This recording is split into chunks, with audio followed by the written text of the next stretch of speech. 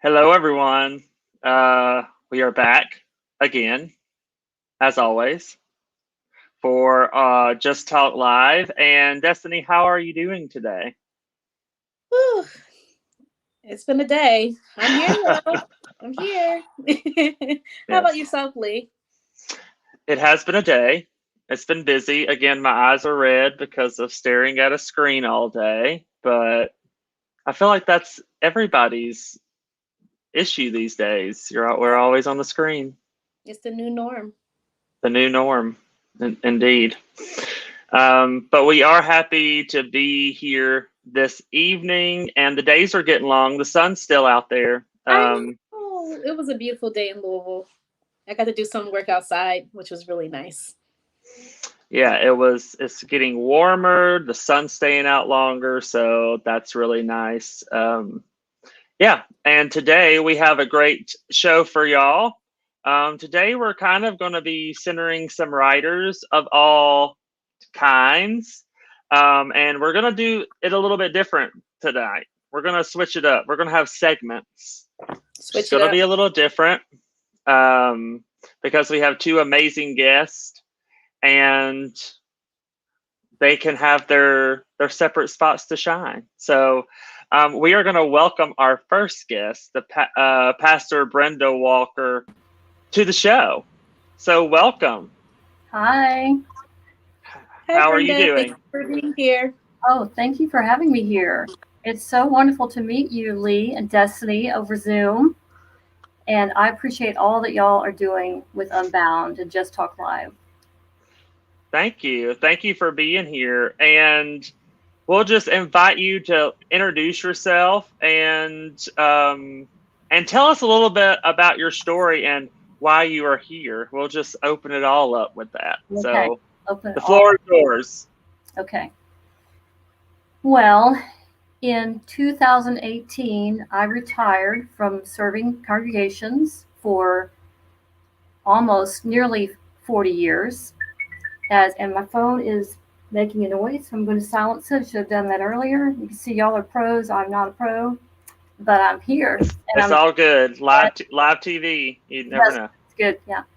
Um, so I retired from serving congregations. My mother had passed away, and my father, she died of Alzheimer's, and my father still had all of his mental capacities, but he had a horrible, debilitating illness that was just failing his body. So I wanted to make him my priority. And so I set a date for my last Sunday at the congregation, which he had been attending since my mother had died. And we rented a special wheelchair, a special transport van. So this huge wheelchair could come into worship, and he would come and roll down the aisle and take communion and enjoy the fellowship with the people, something he couldn't do when he was caring for my mom with Alzheimer's. Then, 3 weeks before my final Sunday, he died of the flu. And I was devastated, losing both parents in less than 8 months. And so I had to regroup, what am I going to do now? And I started going through the family documents and records. And I was drawn to looking at the secrets and the silences around the death of my oldest sibling, who died in 1982 in San Francisco under suspicious circumstances. I began to write, and I wrote hundreds of thousands of words over the course of 2019. And all the writings that I did in 2020, I edited them with an editor. And that's really the basis for my forthcoming book, which is Martine, a memoir, the disappearance, mysterious death, and discovery of my transgender sister. All the clues were there, and I found more clues as I went through narratives my mother had written, letters my grandparents have written, letters that Martine had written, and I began to realize what we should have known, could have known, didn't want to know, didn't know to know. And I realized the power of denial and lack of information. And the process of putting this book together, which goes back and forth in time. It has journal entries when I was 12 and later, and narratives my mother wrote, trying to process Martine's death, and letters, and putting all this together. I realized that this is really more than a book. This is my new calling. And it is, as I reflected on how the denial, lack of information, and absence of family support for her gender identity were of great harm to Martine and really devastating consequences. So I realized in 2020 that my calling is to be an advocate for transgender people and their loved ones. And specifically, because I'm a lifelong in the ministry and Presbyterian pastor for so many decades, I feel like that gives me a way to be a bridge and assist churches and faith communities in becoming informed advocates and safe spaces for transgender people and their loved ones. And I embarked on learning and looking at what I was in denial about, what I had the opportunity to know, and just maybe I resisted, kind of looking at my own internalized transphobia. And I started reading and talking to people and meeting and learning about organizations. And this is now my calling. I'm an advocate for transgender people and their loved ones. Thank you, Brenda, for sharing that story, and you're finding your passion through loss and of loved ones, multiple loved ones. But I'm glad you were able to find something that, through that process of cleaning and decluttering, that seems like it was a little healing, and you were able to express yourself through your book. I want to talk about a couple of things that you mentioned about being a supportive person, especially as a member of the cloth clergy. Why is it important for people in the church, especially clergy members and pastors, to be advocates and allies, or at the very least, if they're in the beginning stages of learning about the LGBTQ community, to find resources to help transgender people? Thank you. That's a great question. It's really important for faith communities, because faith communities are often the place where young people, young LGBTQ people, feel like they are shamed and erased and told that who they are is not okay, very explicitly. And faith communities have historically used sacred text to come to conclusions that really are not supported by the study of the sacred text, and are more a cultural convention of what sexuality is, what gender expression is, what gender identity is, what gender roles are. So we have a history, on one hand, of faith communities that can be very difficult and very harmful to LGBTQ people. On the other hand, an affirming faith community can be a wonderful place of support. It's uniquely positioned with multi-generational people who can be extra family, additional grandmother, grandfather roles, children. I mean, give people of any age exposure and inclusion in the midst of a community. And faith communities have traditionally been a voice for justice and social change and understanding the world in new ways. That for 1,600 years, Christians thought that the earth stood still and everything revolved around it. We still act that way sometimes. And with the invention of the telescope, we realized, that is actually not the case, except for the church fought that with dire consequences.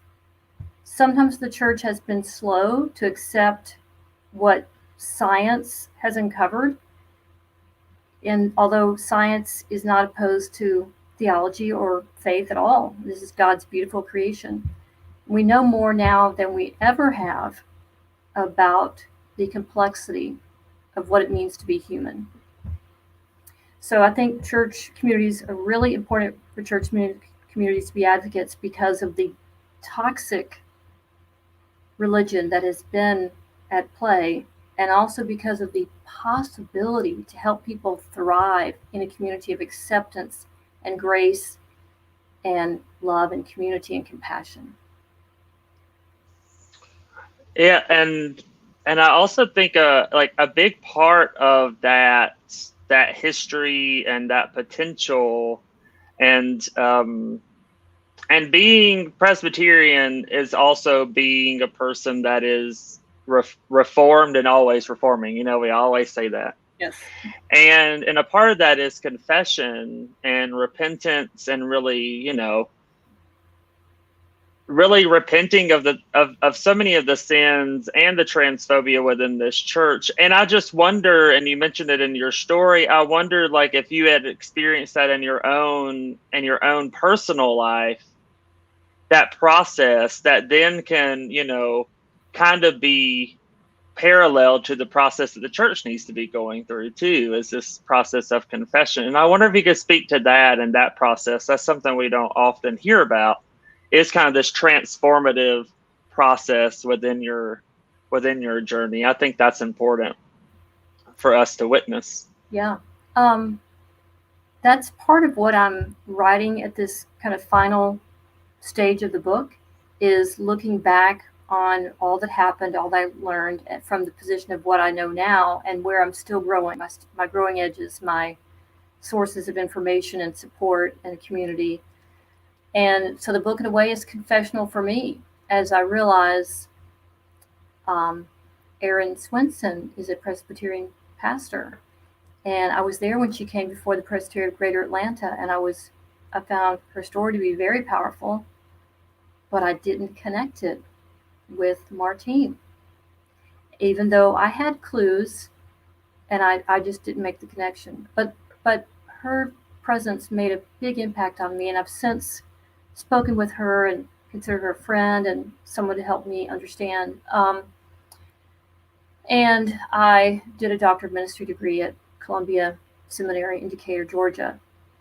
And I wrote it about the church response to homelessness. And Martine had been homeless at times, and I dedicated to Martine, but I used the dead name, Martin. And I had known that Martine was the name on the death certificate and the inconclusive autopsy.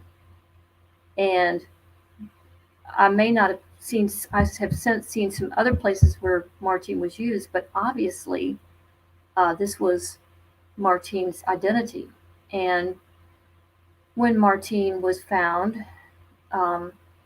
she was wearing a dress when she died. And so part of what I'm doing is, what was my resistance about? Where might I have had some information and I just resisted it? And what were my blind spots, and why, thinking all along I was, a progressive pastor and I knew things, I still didn't really know things. There was just so much more I needed to learn, and so many people I needed to listen to. So I think in part it's a confessional for me, and maybe people can find themselves in it to think about what are the ways in which my world is also being widened. So I hope it brings out hope for people, and compassion and knowledge, and helps point people toward resources that they can use on this journey. That was a good question.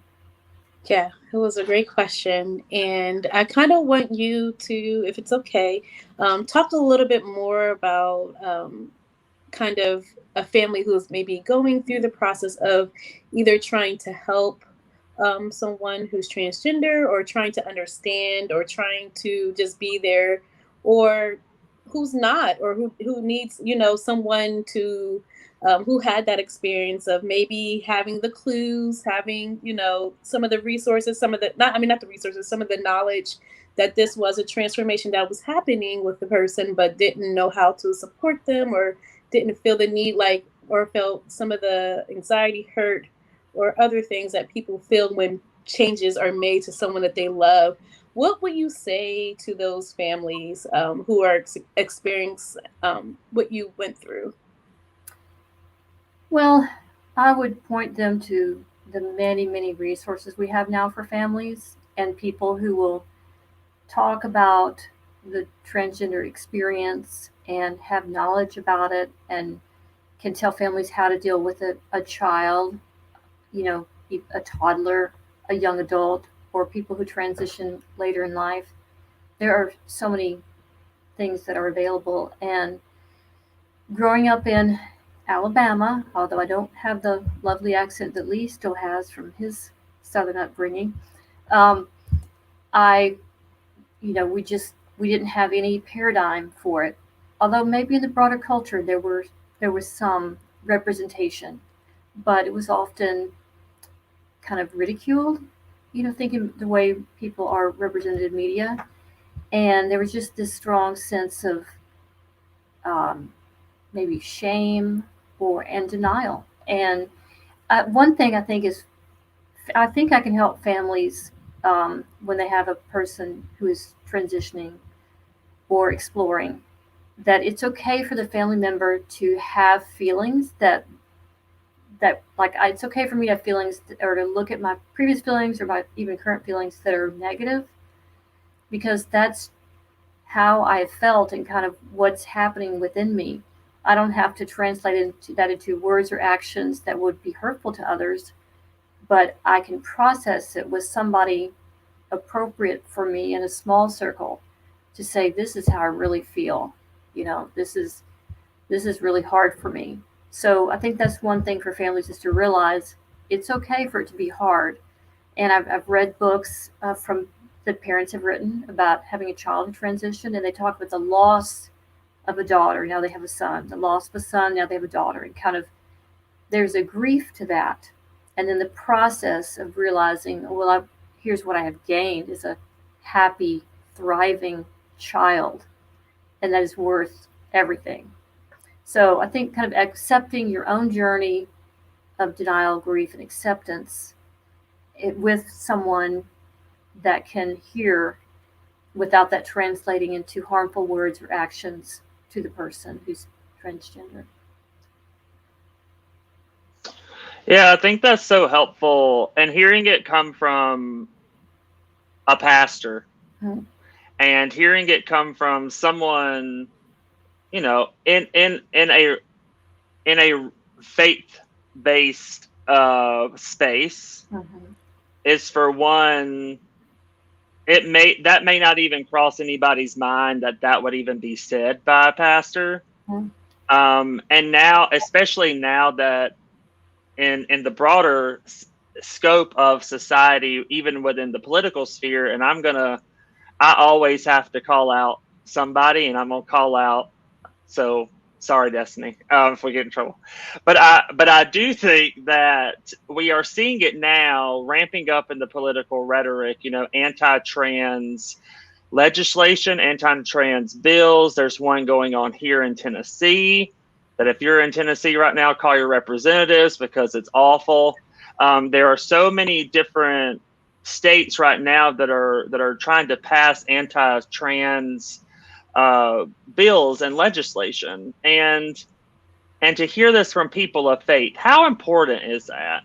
And how are we to empower our religious leaders right now in these spaces to really speak out and say, this is sinful and this is awful. How do we continue that push to say we really need to be more present, and we need to have more leaders that are outspoken and are being prophetic about this, because it's needed. It really is.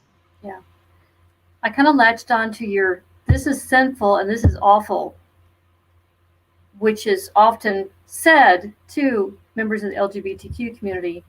But this is sinful, this is awful, is what needs to be said in relation to the lack of acceptance and understanding of the diversity of human experience and sexuality and gender, which is not new. it goes back to ancient cultures, peoples around the globe, and it's viewed differently in some communities, very as like a positive thing. So it's not new, and we know even more about it now. And yet there has certainly been this backlash against transgender people.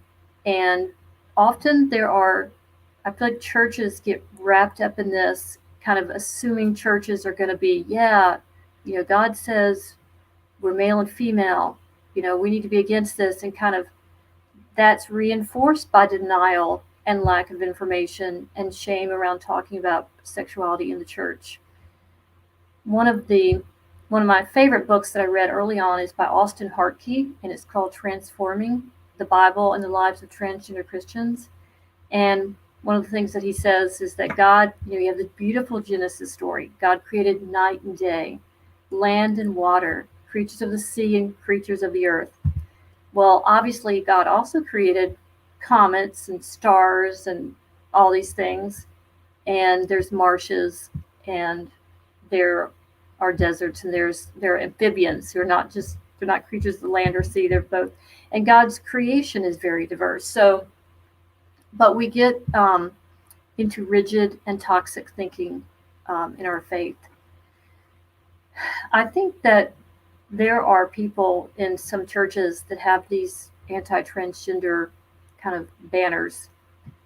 There are wise people in those congregations who know people and know that that's not right, but I think often are afraid to speak up and getting our voice out there as the church and following Jesus, who spoke a very different story to people in terms of acceptance and didn't say a lot of the things that people think.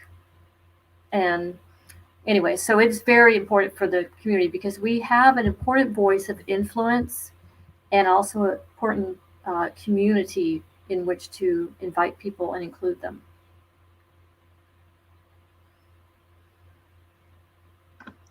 Thank you, Brenda.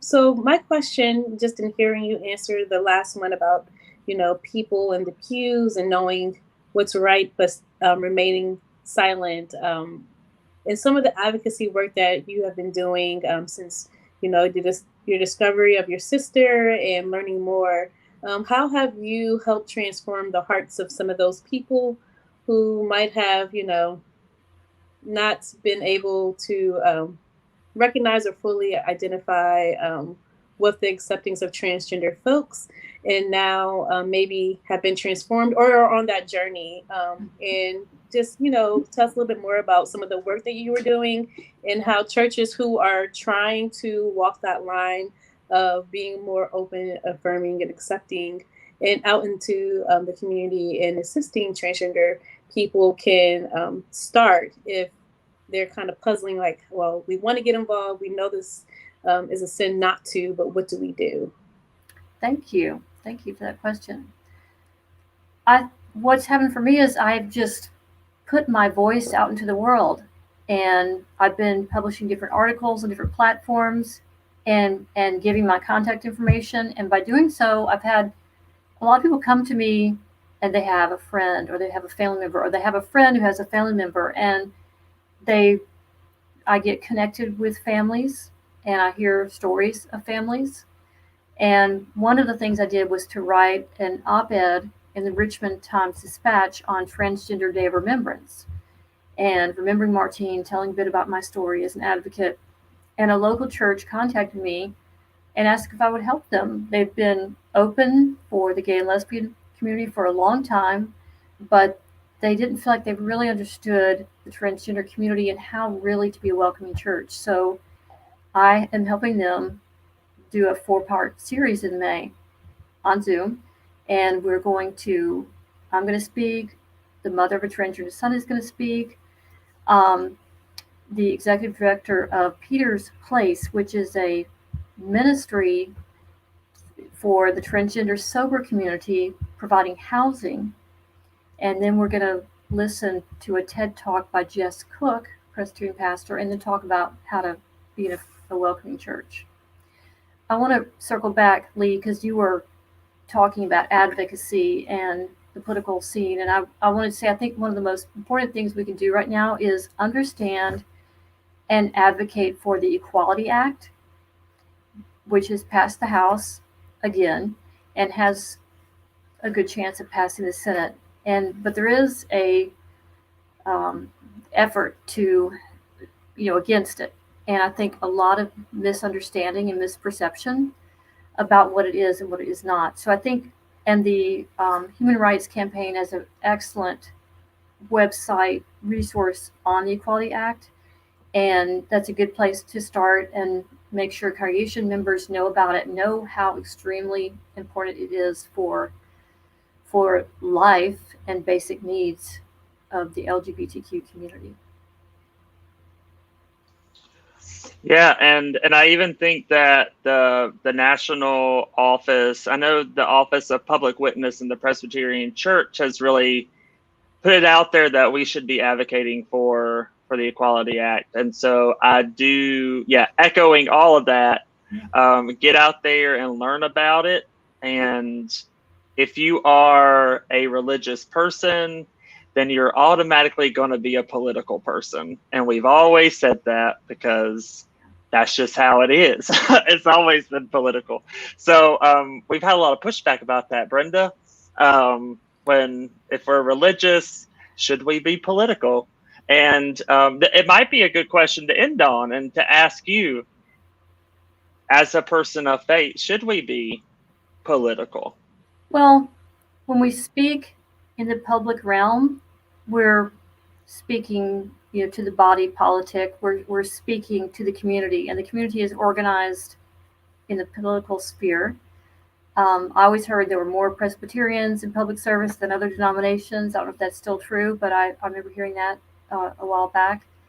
And so Jesus had run in with the political sphere who were threatened by what he was doing. So I think by being out in the community and speaking on behalf of those who are vulnerable, speaking on behalf of compassion for all people, that's a political act.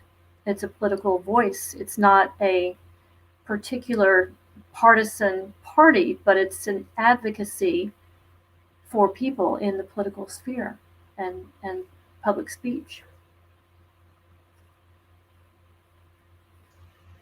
There we go. Y'all heard it. Brenda, did you want to end on any other final words, comments, or resources before we wrap it up? Yeah, well, my website is pastorbrendawalker.com, and as I said, it's more than the book.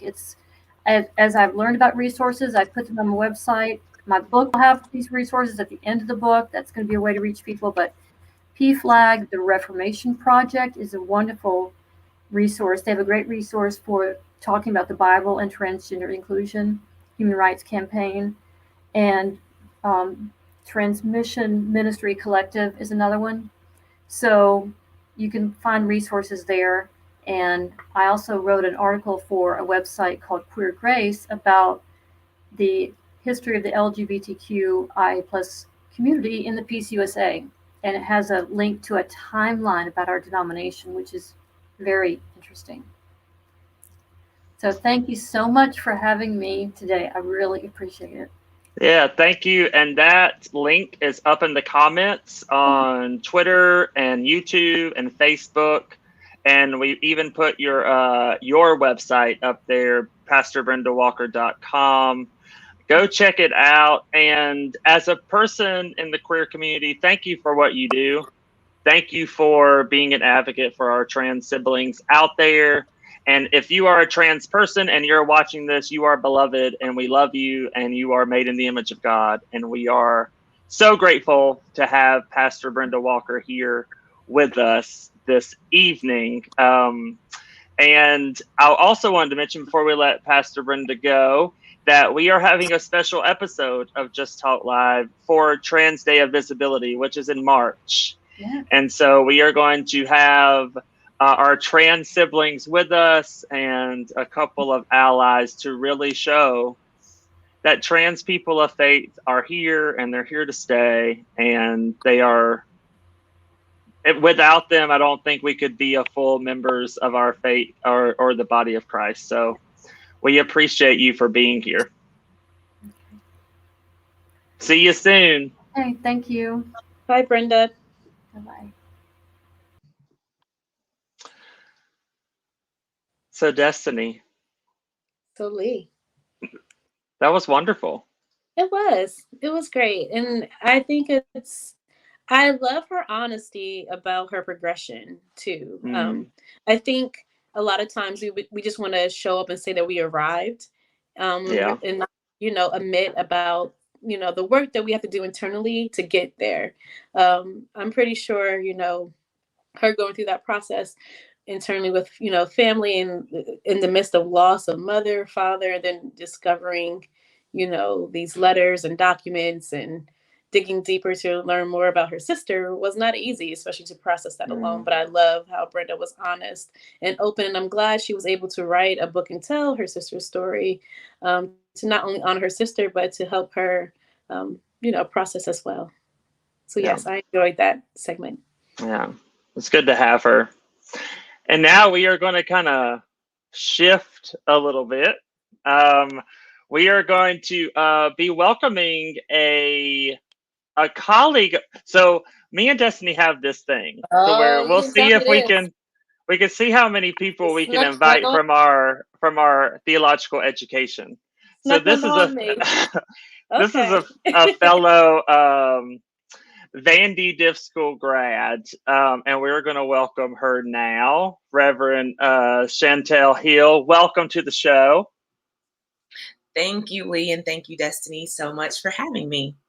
Yeah, it's good. It's good to see you. And yes, Vanderbilt Diff School alum, and very, very, very proud of that. So I'm gonna add a little tick on the scoreboard here. I need to get a little something so we can just maybe next week we might have that for you. Maybe next week. Yeah. So Chantel was going to join us a couple of weeks ago, I think, to talk about womanism and womanist theology, because Chantel wrote and Destiny wrote for Unbound's Advent series, Womanist Advent series, which people shared all over, and we had a great response to that.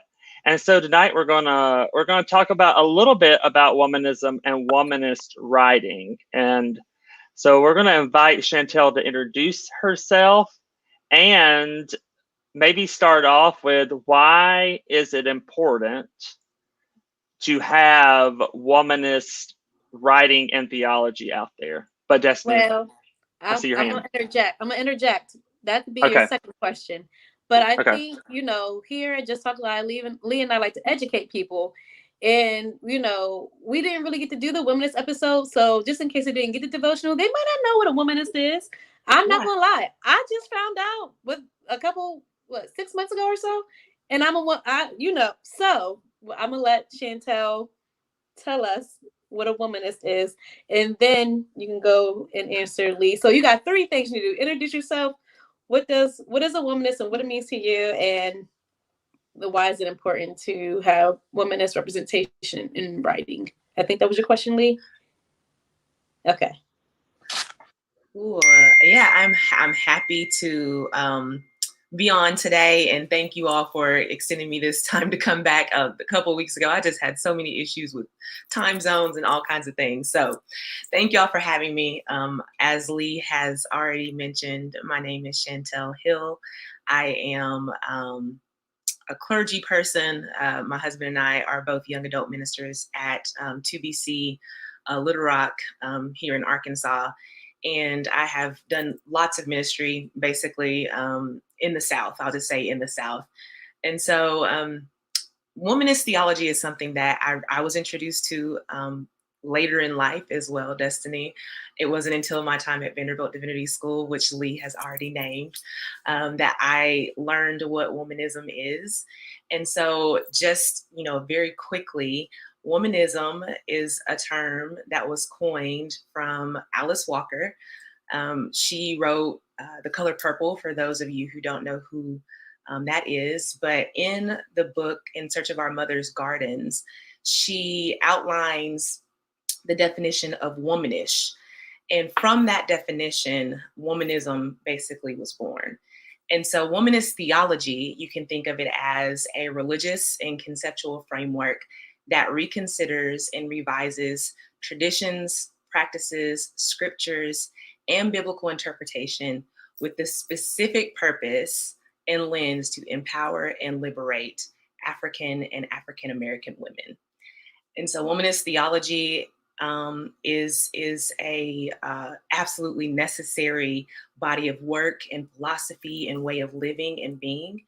And it's not just about the theology, right? There's just a way of thinking, the same way that feminism bust onto the scene and Black feminism bust onto the scene. Womanism is a very necessary conversation in addition to some of those movements that we saw in the early 20s, 30s. And so I think womanism for me is the thing that has allowed me to reclaim my personhood. I think growing up as a church girl, there were so many times I heard the pastor preach a sermon that really denigrated women's bodies, denigrated women, period, always referring to women as Jezebels and prostitutes and sinners, right? And so womanism gives us language in a way to work against that and reclaim women's agency, particularly for Black and brown women. So that's what womanism is for me, at least. And then I think in terms of womanist literature, man, there's so many people who, though they may not have named themselves womanist, their work was absolutely womanist, right? So you have Zora Neale Hurston, you have Toni Morrison, you have Octavia Butler. These women who, as they began writing, Black girls and women were their main protagonists. They were not writing for what is called a white gaze. Toni Morrison was very, very clear that all of her writing was for Black folks dealing with Black issues, and Zora Neale Hurston as well. And so those are examples of people who, while they may not be considered traditional classics in the white Western view, we know as Black girls growing up, that Toni Morrison, Zora Neale, Octavia Butler, all of those women are very formative to us being able to name and claim our space and our voice as important members of society. And so, yeah, that would be my quickest explanation for you, Destiny. Awesome. Yeah, and that's helpful. I think it's helpful for specifically in like kind of mainline denominations. A lot of mainly white denominations have no. I remember when we decided for Unbound to do a womanist Advent, many people were like, I have no idea what that means.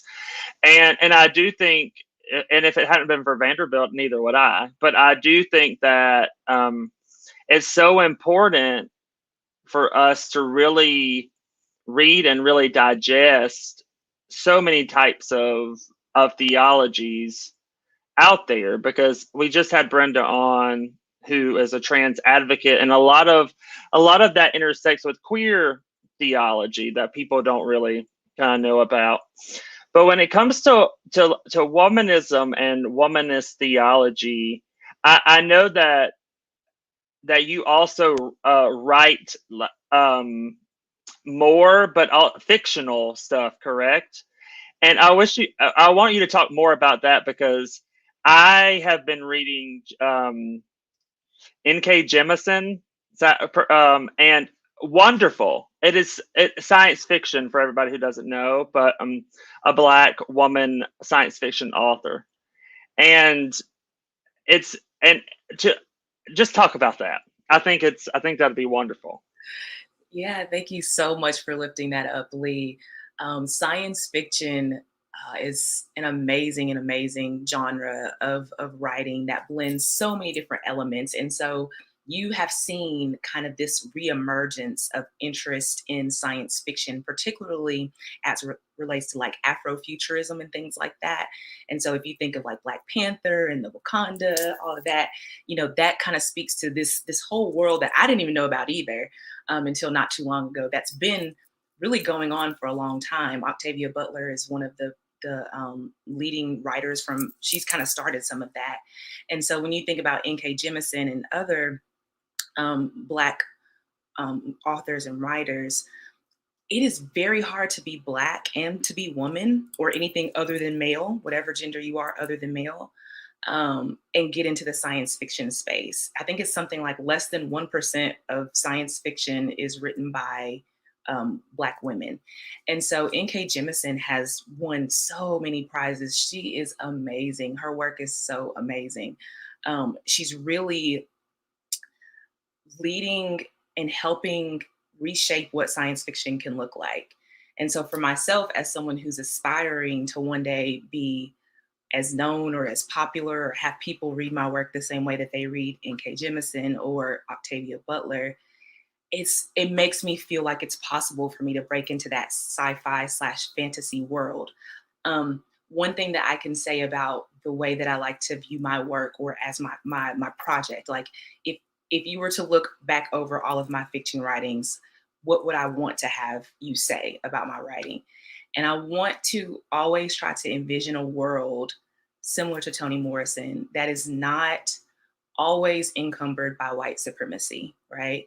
And so in the worlds that you can create in fantasy and science fiction, you know, I have made a promise to myself that I want to always center Black girls and women as the main characters. I want to reverse some of the negative tropes and stereotypes that are always put upon us in fiction work, particularly as it relates to Black women always being the savior of everybody. That while I know that we have the strength and the power and the ability to do that, I have been saved by Black women over and over again in my life. There is a very negative way in which that then it forces us to always have to take up for everyone. And that leaves little room for thriving for us.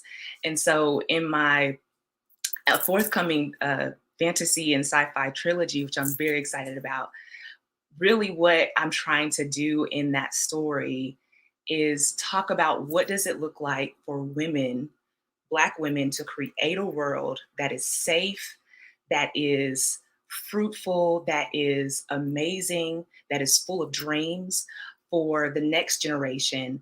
And how does that generation, much like us as millennials in Generation Z, how do we learn how to take that freedom of that world and do with it what we will? What does it mean for us to have a freedom that is not always constantly worried about oppression? And so that's really what the book is about. Kind of, I don't want to give too much of it away, but that's what I think science fiction and fantasy does. Is it gives you a way to envision a world that looks and tastes and feels like being free of white supremacy, and that's exciting to me. Yeah, when you were talking, I was thinking about just a lot of the, I guess, similarities to science fiction, to womanism. Although I think you kind of touched on it, named in the beginning, like there's a lot of, Alex Walker coined that definition, but there's so many interpretations of womanism that they're like, it's pretty hard to pin down. But the one that I will say that's kind of common across the ground is that womanism isn't, although it centers Black women, the main focus is that everyone is equal, equality for all. And you know, with gender, class, race, you know, social economic status, all of the isms like eradicated. And I think you hit on that when you were talking about basically it's white supremacy. So I just wanted to know, without giving too much away of your book, what are some of the elements that you as a writer make sure you hit on, like to target in order for you to classify your writing as womanism? Because there's so many out there.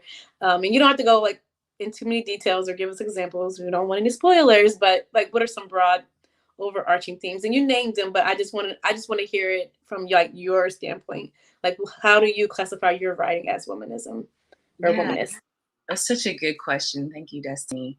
I'm really careful in my trilogy series to do a few things. So of course, even though I'm saying, you know, they built a world in my book that was supposed to be safe from oppression and evil. Clearly, evil has to come into the book or else it wouldn't sell.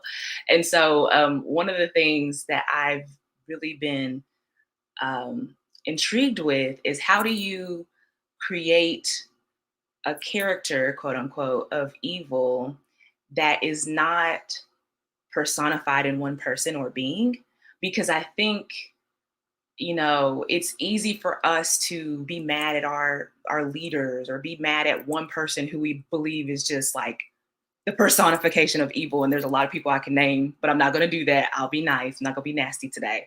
But I hesitate to do that because white supremacy is a power structure. And if we want to talk scripture and Bible, it's a principality. Okay.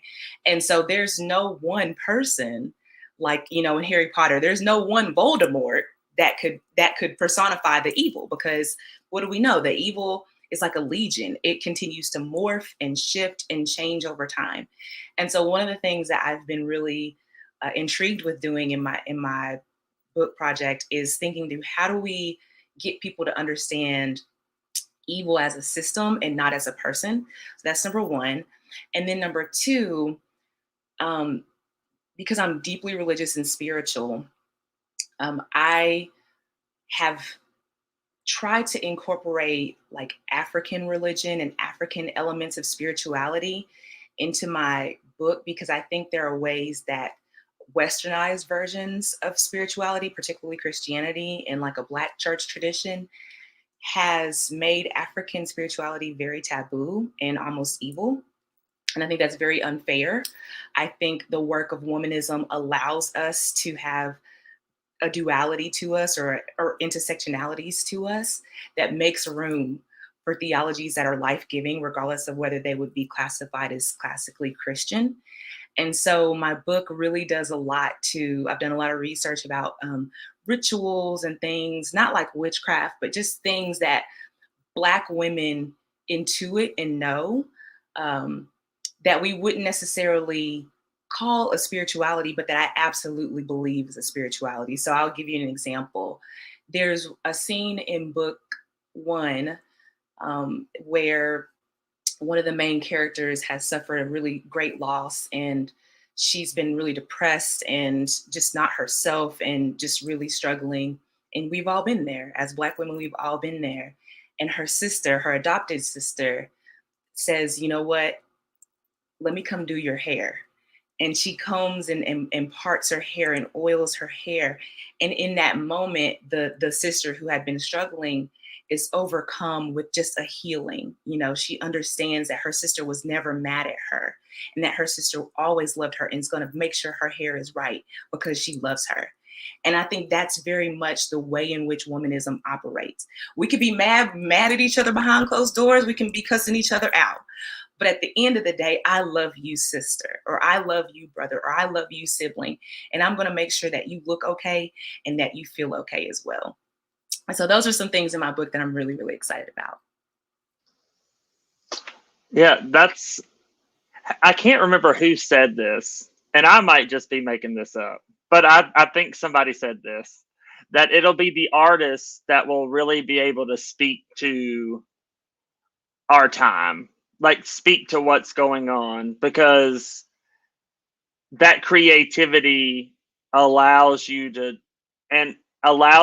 really create stories and create narratives that really do that forces us to see what could be or what could happen. And that's what I'm hearing you talk about. And it's very, and I wonder if we as people of faith are called to read these creations, these like imaginative works alongside our faith traditional texts, and how that will change us. I wonder what you think about that, because I do think that is a necessity. Absolutely. I'm really glad that you brought that up, Lee, because one thing that I enjoy about the Christian tradition is that if you look at the work and the life and the ministry of Jesus taught in parables. And most of the time, those things had not happened, you know? And he was talking about the kingdom of God. We can call it the kingdom because we want to be inclusive. He was talking about like what what would he have happen, or what would God have happen in the kingdom of God? And I think he absolutely was using a sort of imagination, if you will, about what is to come. We pray the Lord's Prayer, which is, I just blanked. I totally blanked. Wow, it's been a long day. But the Lord's Prayer, where it's saying, on earth as it is in heaven. That's what I'm trying to say. On earth as it is in heaven. If we believe that there is a paradise, if we believe that there is a heaven, we believe that there's something that we could be doing here to mimic that. And, it may not be the reality now, but that is our charge as people of faith, as Christians. We should be trying to build and aspire to that. So I absolutely think that imagination and, so while some science fiction can be all about like space and all types of stuff, there are ways that you can make it be as practical as you want it to be if you let it. I'm sorry, y'all. I'm still stuck on the power of the hair, because, woo, child, that resonated with me, because you are so right. Especially as Black women, and literally, I feel like you were telling a narrative of me and my sister. She is the hairdresser of the family, for me at least. I can't do hair. I can dabble, as you can see, but I can't. But literally, she was mad at me, and I had to go. I used to be an elected official back home, and I had to do something. And I was like, I can't do my hair. And I have big, thick hair. I was like, can you just please flat iron it? And I have, when I say made her mad, but yet she rolled her eyes. Go get the comb and brush, the flat iron and the grease. And she pressed me out. And through that, it was a healing process. And I think it goes back to what you were saying, the importance of sharing those narratives for Black women and women of color, for us to resonate with, because we don't get to see stories, read stories, you can't see stories, but we don't get to read stories that are like, that can resonate with our life, with our identity.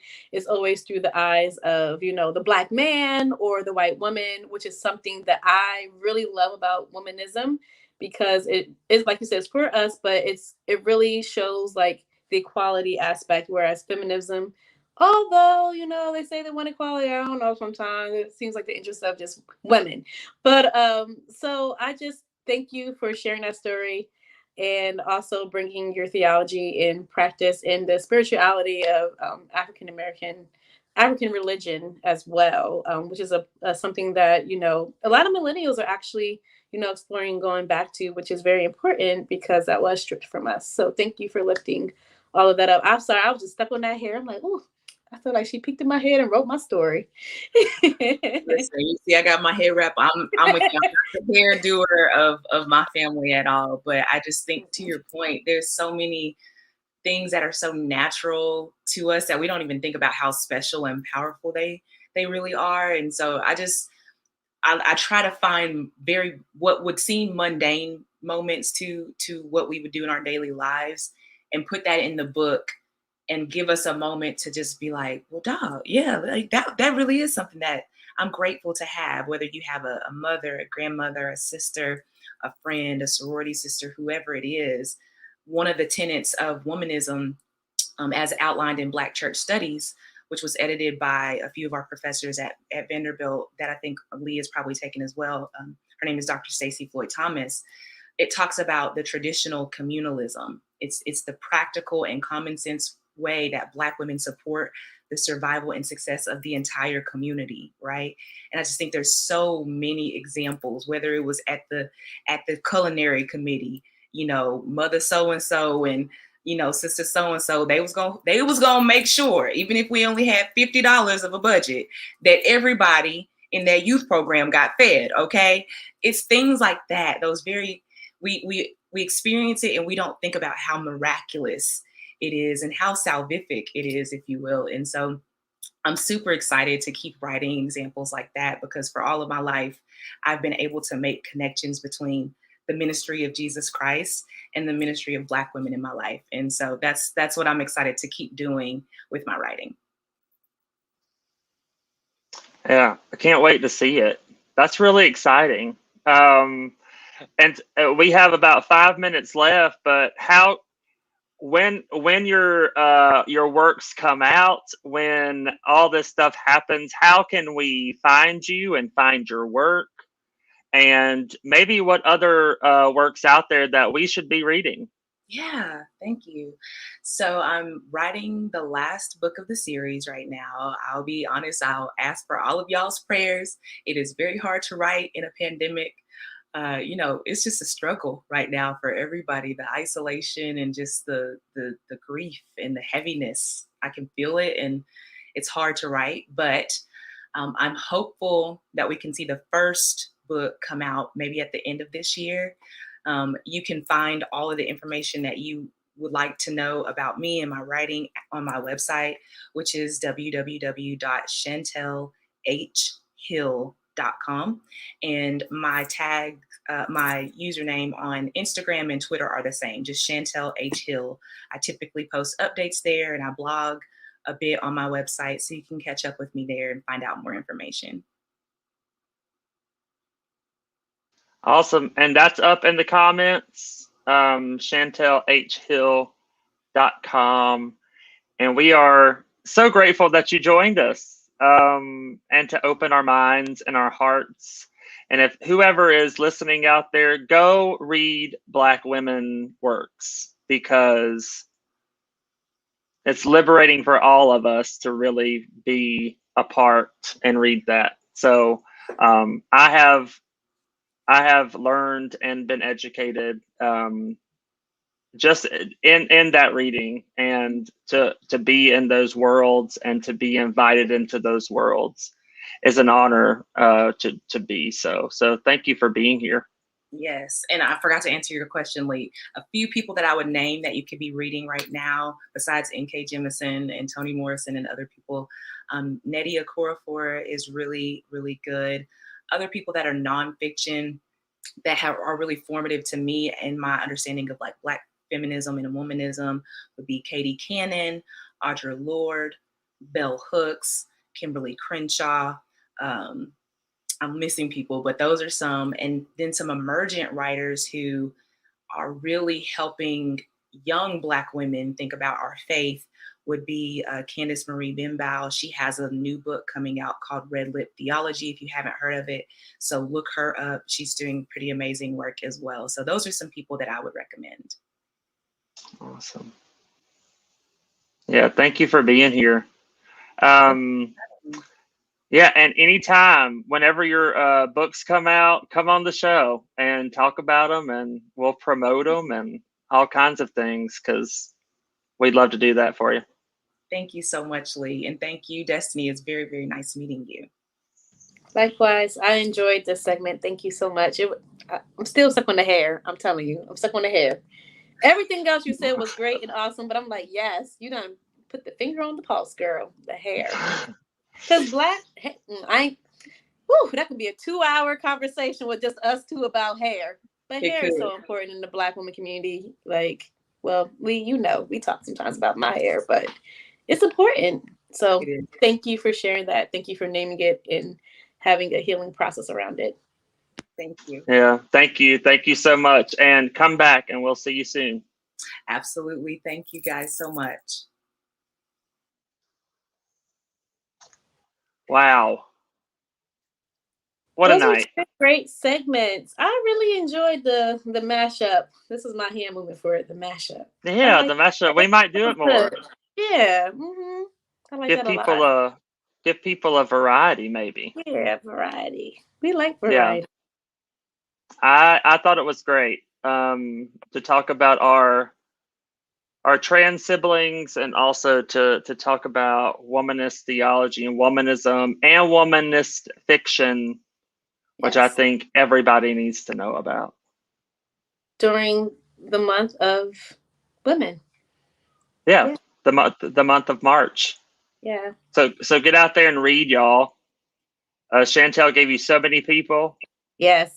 It'll keep you busy. But N.K. Jemisin, great work. And it is also helpful to walk alongside and to think about that alongside justice work.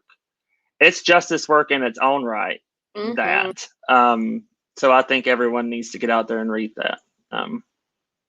But yeah, so maybe we should just recap what's going to happen next Yeah. in the next few weeks. What you got for us, Lee? What you got for us? So in the next couple of weeks, we're going to be talking about COVID.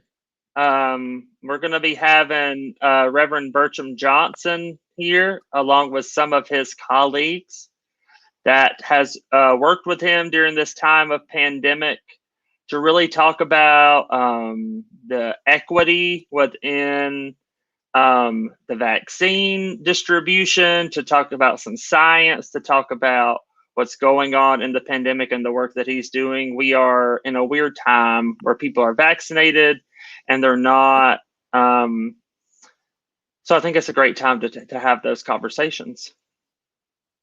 So that's coming up. And then, of course, Trans Day of Visibility. The last Tuesday of this month, March the 30th, we will have a special episode dedicated to that. So everyone should stay tuned. Tuesday at 6 p.m. every Tuesday this month, and take a look out for April's schedule, probably coming out at the end of this month. So there you go. That's all I got, Destiny. Bam. You got anything else? I do not. Just have a blessed week. Stay safe. Still wash your hands and wear your mask. Although some people say you don't have to, you should. But we ain't going to talk about that. Wear your mask. And we'll end on that. Y'all have a good night.